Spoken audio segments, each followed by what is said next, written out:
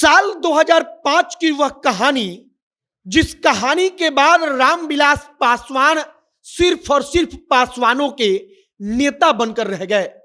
नीतीश कुमार ने रामविलास पासवान को ऐसा किनारे लगाया कि रामविलास पासवान की राजनीति खत्म हो गई।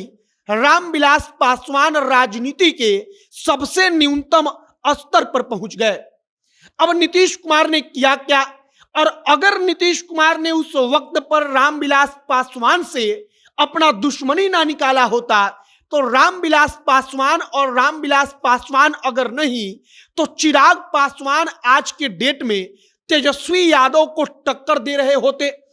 आगे आपको नीतीश कुमार का दलित महादलित का वो बेजोड़ फॉर्मूला बताएंगे जिसने लोक जनशक्ति पार्टी को बर्बाद कर दिया। बाकी नमस्कार, मेरा नाम है मोहित कुमार सिंह और आप जनता जंक्शन देख रहे हैं। साल 2000 के बाद जब रामविलास पासवान की राजनीति शुरू हुई तब रामविलास पासवान की गिनती बिहार के सबसे बड़े दलित नेताओं में होने लगी थी। सिर्फ बिहार नहीं बल्कि उत्तर प्रदेश और झारखंड तक में रामविलास के नाम का सिक्का दलित नेताओं के तौर पर चलने लगा था। साल 2005 का फरवरी में बिहार विधानसभा का चुनाव हुआ। रामविलास पासवान किंग मेकर की भूमिका में आ गए, मतलब कि रामविलास पासवान के समर्थन के बिना कोई सरकार नहीं बना सकता था। लेकिन रामविलास पासवान ने नीतीश कुमार की बात नहीं मानी, उन्होंने समर्थन नहीं दिया, उन्होंने अपना शर्त रखा। और इसके बाद क्या हुआ तो बिहार में राष्ट्रपति शासन लगा, किसी ने सरकार नहीं बनाया और 6 महीने के बाद फिर चुनाव हुआ।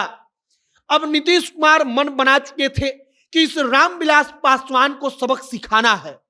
दोबारा चुनाव होता है, राष्ट्रीय जनता दल की हवा खराब थी, नीतीश कुमार और भारतीय जनता पार्टी सत्ता में आते हैं।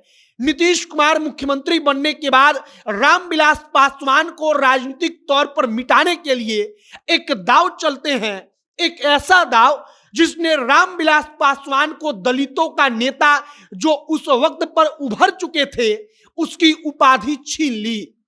नीतीश कुमार ने क्या किया तो दलित में जो एससी होता है उसमें 2 कैटेगरी लाया, दलित और महादलित का। जो तमाम अलग जातियां थी दलितों की उनको महादलित में लाकर खड़ा कर दिया।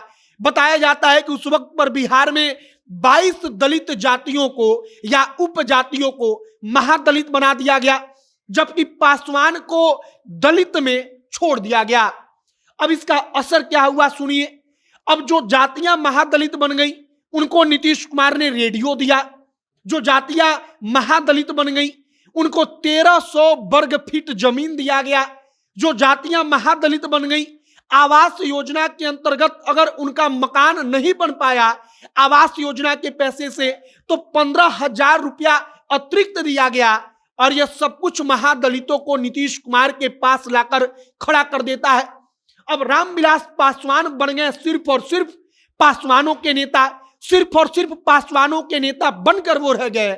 और यहीं से शुरुआत हुई रामविलास पासवान के पतन की।